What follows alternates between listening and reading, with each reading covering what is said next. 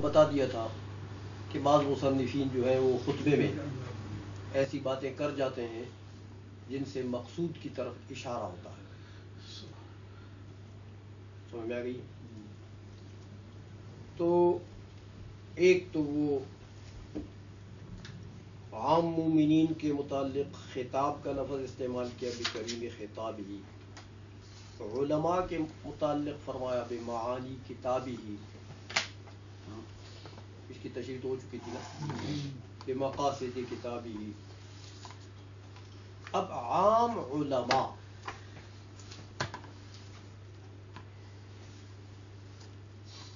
سے ترقی کر کے مجتہدین کی طرف جا رہے ہیں. فرمایا وخص المستنبطین منہم بمزید الاصابۃ وثوابہ. وخص اس کا عطف کس پر ہے مجھے بتائیں. رفعاً اعلیٰ موصول ہے صلہ کا، جو وہ جو پیچھے صلہ الذی ہے اسی پر عطف ہے، جو اعلیٰ اور رفع. ہاں اعلیٰ کے اوپر عطف ہے. جی الحمدللہ ساتھ. ہاں وہ ساتھ لگ جائے گا، پچھلی عبارت ساتھ لگ جائے گی. تو الحمدللہ الذی خص المستنبطین عبارت یوں بن جائے گی کہ حمد اس ذات کے لیے ہے جس نے خاص کیا ہے، اس اللہ کے لیے ہے جس نے خاص کیا ہے مجتہدین کو. مستنبطین استنباط کہتے ہیں کسی چیز کو دوسری چیز سے نکالنا. جو استخراج و استنباط تقریباً ہمان ہے یہ. سمجھ میں آئی؟ ایک چیز دوسری چیز سے نکالنا، دوسری چیز سے اخذ کرنا. اچھا تو جس چیز سے دوسری چیز نکلی، جس سے اس کو اصل کہتے ہیں، جو نکلی اس کو فرع کہتے ہیں. سمجھ میں آ گئی؟ جی. مستنبطین یعنی مجتہدین کیا کام کرتے ہیں، یہ بات اب ذرا استنباط کی بات آ گئی ہے تو بتا دیتا ہوں. مجتہدین کا وظیفہ اور ان کا شغل اور ان کا کام، ان کا طریقہ کار یہ ہے کہ غیر منصوص علیہ ایسا کوئی حکم، ایسی کوئی چیز جس چیز کا حکم شرعی نص میں وارد نہیں ہے. کوئی واقعہ ایسا آ گیا مجتہدین کے زمانے میں، کوئی مسئلہ ایسا درپیش ہوا جس کے لیے انہوں نے نصوص کو چھان مارا. قرآن کی آیات، حضور کی احادیث، صحابہ کے اقوال، اجماع تک گئے. کوئی چیز ان کو ایسی نہیں ملی جس سے اس چیز کا جو ان کو درپیش ہے اس کا حکم شرعی معلوم ہو جائے.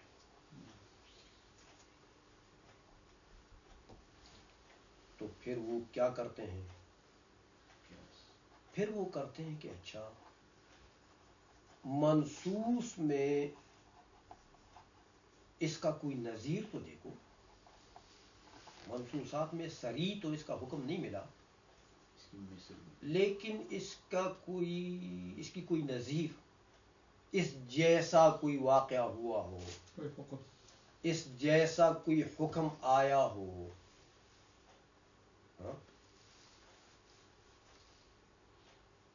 اس جیسے کا کیا مطلب؟ اس جیسے کا یہ مطلب ہے کہ جس چیز کو وہ اصل بناتے ہیں وہ تو منصوص ہے نا، اس میں تو نص آئی، حکم شرعی نص میں وارد ہے. سمجھ میں آ گئی ہے؟ اس کے اندر مستنبط جو ہے، مجتہد جو ہے، وہ اس کے اندر علت تلاش کرتے ہیں اس حکم کے لیے. جو حکم شرعی منصوص پر لگا ہے، یہ کیوں لگا ہے یہاں یہ حکم؟ صحیح. تو کیوں کا جواب کیا ہے؟ علت.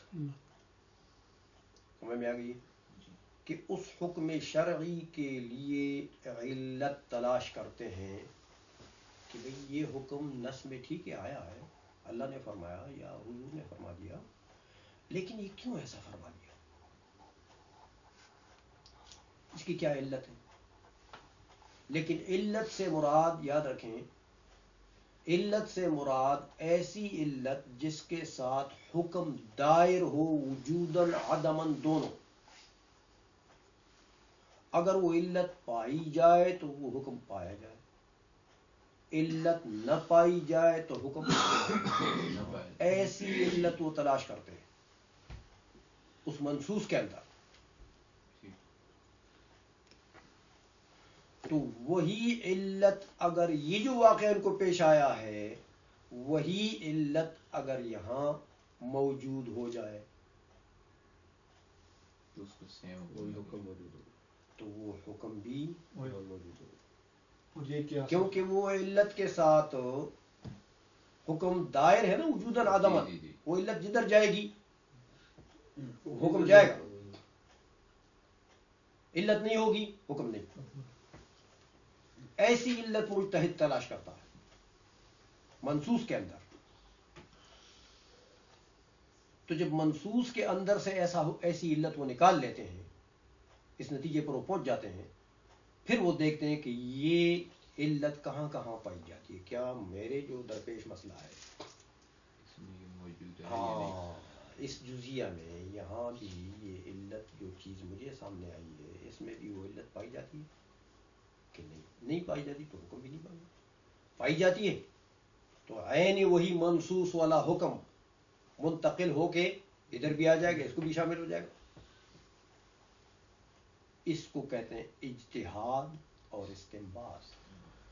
ایک یہاں سوال ہے حضور کہ مثلاً اگر حضور جسم کا اگر کسی چیز میں نص وارد نہیں ہے، اگر نص وارد ہے لیکن اس میں مثلاً تضاد ہے، جس طرح ایک حدیث رفع یدین کو ثابت کرتی ہے، ایک رفع یدین کو ثابت نہیں کرتی، اس کو بھی استنباط کریں گے کہ وہ یعنی وہ جو فقیہ حضور وہ کس کو اختیار کرتا ہے؟ وہ طریقہ کار جو ہے وہ مفتی کورس میں ذکر ہو چکا ہے کہ وہ دلائل میں تعارض آ جائے تو پہلے معاملہ ہوتا ہے توفیق کا. توفیق کا جی.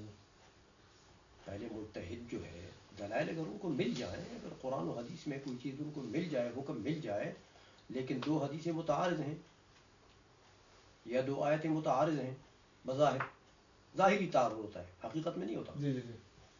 تو مجتہد ان میں توفیق دیتا ہے. دونوں میں توفیق سب سے پہلے کام. تطبیق کرتا ہے. ہاں. اگر تطبیق نہیں ہو سکتی ہے، توفیق نہیں ہو سکتی دونوں کے درمیان میں، تو پھر وہ تاریخ پر جاتا ہے کہ کون سی آیت پہلے نازل ہے، کون سی بعد. جی. جو پہلے نازل ہے وہ منسوخ، جو بعد میں آئی ہے وہ ناسخ. پھر ناسخ پر حکم ہوگا، منسوخ ختم. سمجھ میں آ گئی؟ جی. اگر تاریخ کا بھی پتہ نہیں ہے، تاریخ کا بھی پتہ نہیں ہے، تو پھر وہ جاتے ہیں ترجیح پر کہ اب دیکھیں کہ کوئی دوسری آیت یا حدیث یا کوئی قرین ہے خارجیہ، کوئی ایسا ہے جو ان میں سے ایک کو ترجیح دیتا ہے. تو اگر وجہ ترجیح اس کو مل جائے تو ایک کو راجح قرار دے کر دوسرے کو مرجوح قرار دے کر مرجوح ختم، راجح پر عمل ہو جاتا ہے. صحیح. اگر وہ بھی نہ ملے تو تضاد آ گیا ہے. اب اذا تعارض تساقطا، ایسا تعارض اگر آ جائے جس میں تطبیق بھی ممکن نہیں، ناسخ منسوخ بھی نہیں، اور وہ دوسرا ترجیح بھی نہیں دے سکتے ہیں، ایسے متعارض ہیں دو دلیلیں، تو اس کی صورت پھر یہی ہے کہ اذا تعارض وہ دونوں ساقط ہو جاتی ہیں. تو دونوں جب ساقط ہو جائیں گی اب نچلی دلیل کی طرف آپ کو آنا پڑے گا. قرآن کی آیتیں اگر دونوں متعارض اس طرح آپ کو نظر آ گئی ہیں اور آپ نے چھوڑ دی ہیں، اس کے اوپر عمل چھوڑ دیا ہے، تو حدیث کی طرف آنا پڑے گا کہ اب حدیث میں کیا حکم ہے. اس پر فیصلہ دینا پڑے گا. حدیثیں اگر دو ایسی متعارض آپ کو نظر آ گئی ہیں تو صحابہ کے اقوال کی طرف آنا پڑے گا. اس کا وہ الگ ایک طریقہ تو وہ طریقہ استنباط میں، یعنی یہ جو استنباط میں آتا ہے، لیکن وہ دلائل متعارضہ کے لیے یہ تو اس کے لیے یہ تو میں استنباط سمجھا رہا تھا کہ حکم اگر بالکل نہیں مل رہا آپ کو، نص میں نہیں، ہاں نص میں آپ کو کوئی حکم نہیں مل رہا، تو اس صورت میں کیا کریں گے؟ پھر آپ کو ایک جزیہ ایسا سامنے آ گیا جس میں کوئی حکم شرعی آپ کو صراحتاً نہیں مل رہا ہے، تو اس کے لیے آپ کو مجتہدین جو ہے وہ یہ طریقہ اختیار کرتے ہیں کہ وہ علت منصوص میں علت تلاش کر کے وہ علت اگر ادھر پائی گئی تو اس کے حکم کو بھی متعدی کر دیتے ہیں، ادھر لے آتے ہیں. وہاں بھی حکم ثابت ہے. سمجھ آ گئی؟ تو یہ کام بڑا مشکل ہے. یہ پورے قرآن و حدیث، ناسخ و منسوخ، راجح و مرجوح، اور جناب تعارض ادلہ، اسی طرح احادیث، اسی طرح صحابہ کے اقوال، سب کے اوپر بیک وقت نظر ہو، تو پھر یہ اور نہ یار کسی کا کام نہیں ہے. سمجھ میں آ گئی؟ اس لیے فرماتے ہیں کہ وَخَصَّ الْمُسْتَنبِتِينَ مِنْهُمْ بِمَزِيدِ الْإِصَابَةِ وَثَوَابِهِ. اللہ تبارک و تعالیٰ نے مجتہدین کو خاص کر دیا بمزید الاصابت. دیکھیں یہاں پھر اضافت ہے موصوف کی صفت کی طرف.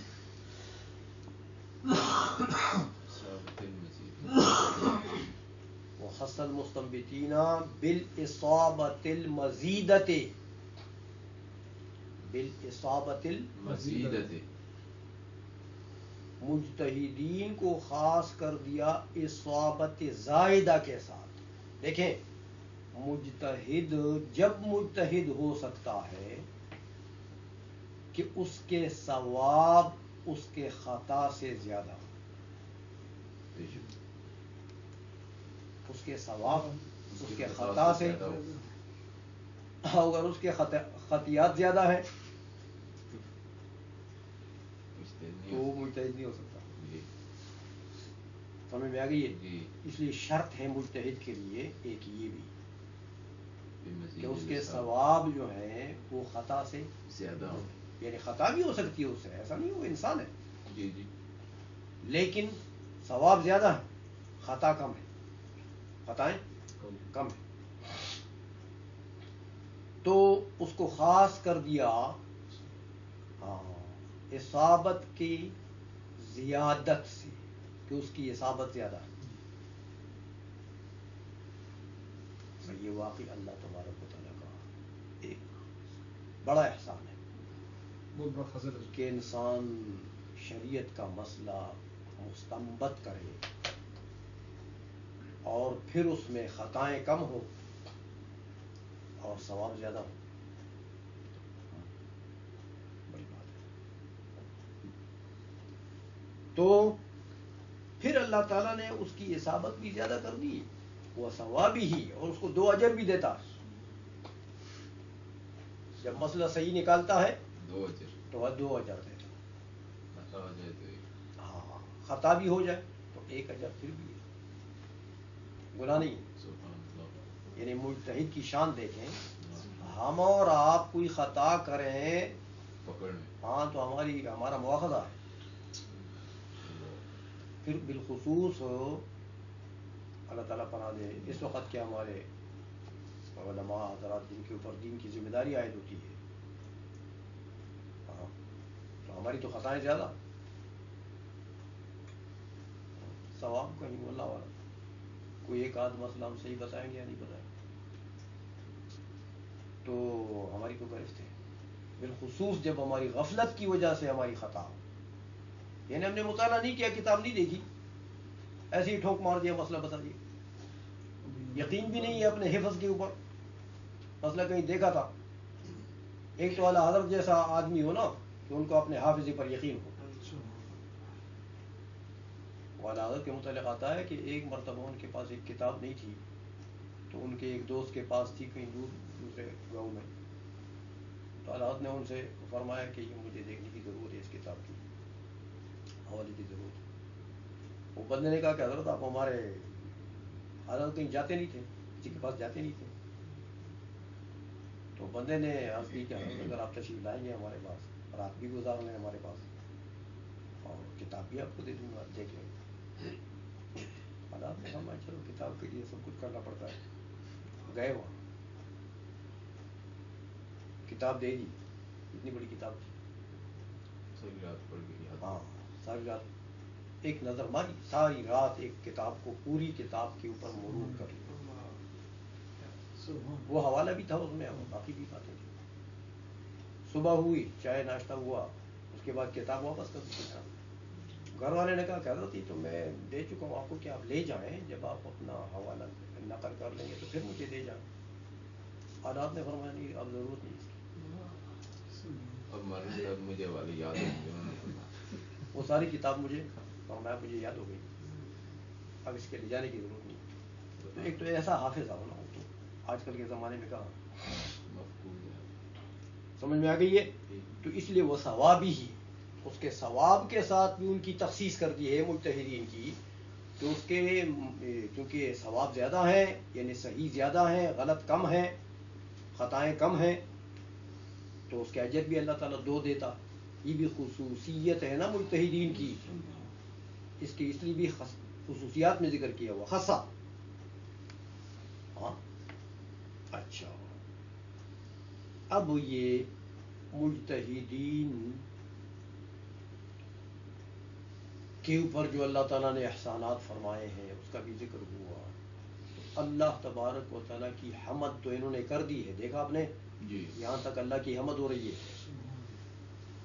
لیکن حمد اس طریقے سے کر دیے کہ کچھ اس فن کے لوگوں کا بھی ذکر ہوا اور اس فن میں اہم مباحث کا بھی ذکر ہوا. دیکھا آپ نے, اس فن کے لوگوں کا بھی ذکر ہوا, مستنبطین کا, علماء کا, اور عام مومنین کا. اور اس فن میں اہم بات جو ہے وہ کتاب اللہ کی ہے. جی تو خطاب کے ساتھ کتاب کا ذکر بھی ہوا. اس کا ذکر بھی ہوا کتاب اللہ کا. اب حضور نبی کریم صلی اللہ علیہ وسلم دیکھیں, اللہ کی حمد جب ہو گئی ہے تو حضور نبی کریم صلی اللہ علیہ وسلم واسطہ فی النعم ہے. اتنی نعمتیں ہیں, بالخصوص علم کی نعمت جو سب نعمتوں سے بڑی نعمت ہے. تو اب حدیث میں آتا ہے, حضور نے فرمایا کہ من لم یشکر الناس لم یشکر اللہ, جس نے لوگوں کا شکریہ ادا نہیں کیا. جس بندے کے ہاتھ سے اللہ نے تجھے نعمت دی ہے, نعمت دینے والا تو اللہ ہے, لیکن کسی بندے کے ہاتھ سے دلوائی ہے نا اس نے, تو اس بندے کا شکریہ پہلے ادا کرو. حضور نے فرمایا من لم یشکر الناس لم یشکر اللہ, جس نے بندے کا شکریہ ادا نہیں کیا, جس بندے کے ہاتھ سے اس کو نعمت ملی, جس نے بندے کا شکریہ ادا نہیں کیا, لم یشکر اللہ, وہ 1000 مرتبہ خدا کا شکریہ ادا کرتا رہا ہے, اللہ تبارک و تعالیٰ وہ شکریہ قبول نہیں فرماتا. ایک نظام ہے نا. تو حضور نبی کریم صلی اللہ علیہ وسلم چونکہ واسطہ فی النعم ہے, جمیع نعمتیں جو ملتی ہیں حضور کی وساطت سے ملتی ہیں, حضور کی برکت سے ملتی ہے. انما انا قاسم واللہ یعطی, حضور نے فرمایا. اس لیے حضور نبی کریم صلی اللہ علیہ وسلم کا شکریہ بھی ادا کرتے ہیں. تو حضور کا شکریہ ان کی شان کے مطابق, اللہ کی حمد اللہ کی شان کے مطابق, حضور کا شکریہ حضور کی شان کے مطابق. تو حضور کے اوپر زیادہ سے زیادہ جس حکم کی تاکید ہے امت کے لیے, وہ کیا چیز ہے؟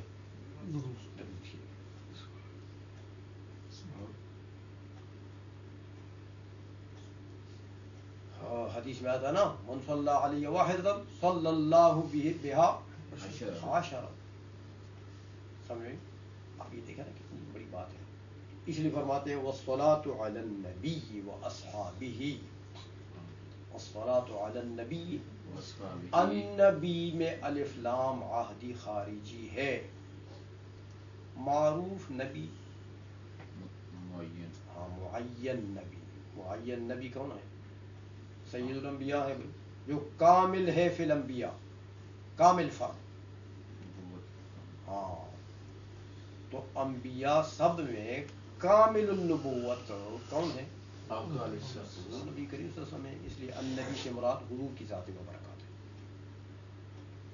الف لام بتا رہا ہوں. جی. آگے حضور کے بعد چونکہ حضور کے صحابہ ہیں، یہ یاد رکھیں کہ حضور کی آل جو ہے وہ سب تو صحابہ نہیں ہے، لیکن اس زمانے میں جو حضور کی آل حضور کو ایمان کے ساتھ دیکھ چکے اور ایمان سے خاتمہ ہو، وہ بھی صحابہ میں شامل ہیں. صحیح. صحابہ عام ہے. ہاں اس لیے صحابہ کا جو لفظ ہے عام ہے. یہ اس اعتبار سے عام ہے، موجودہ زمانے کے آل جو حضور کے تھے، جنہوں نے حضور کو ایمان کے ساتھ دیکھا، ایمان پر خاتمہ ہوا، وہ صحابہ کہلاتے ہیں. تو وہ اصحابی ہی، ہاں چونکہ حضور کے بعد علم جیسی نعمت ہم تک پہنچی، ہمارے اساتذہ تک پہنچی، کن کے وساطت سے پہنچی؟ صحابہ کرام کی وساطت سے.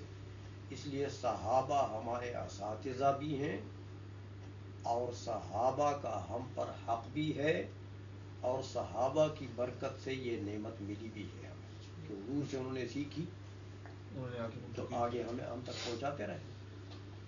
اس لیے صحابہ کا بھی شکریہ لازم ہے نا بھائی.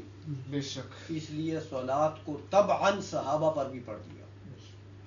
یہ یاد رکھیں کہ غیر نبی پر اصالتاً صلات بھیجنا جائز نہیں ہے.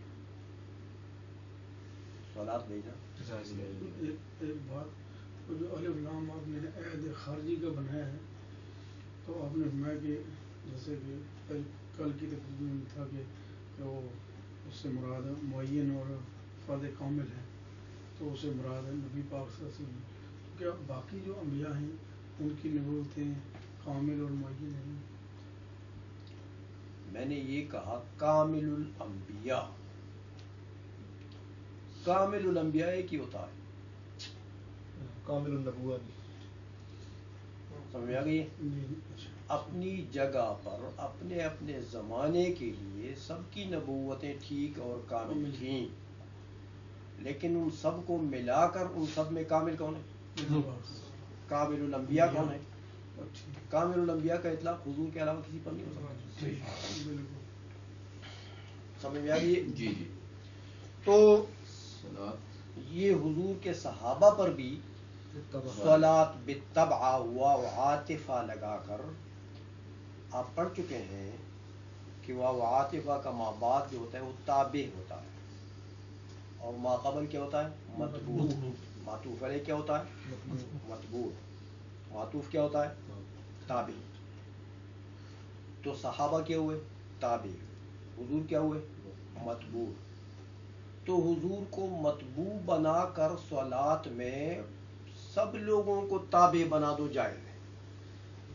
یعنی بالطبع صلات بھیجنا غیر نبی پر تابع نبی بنا کر جائز ہے.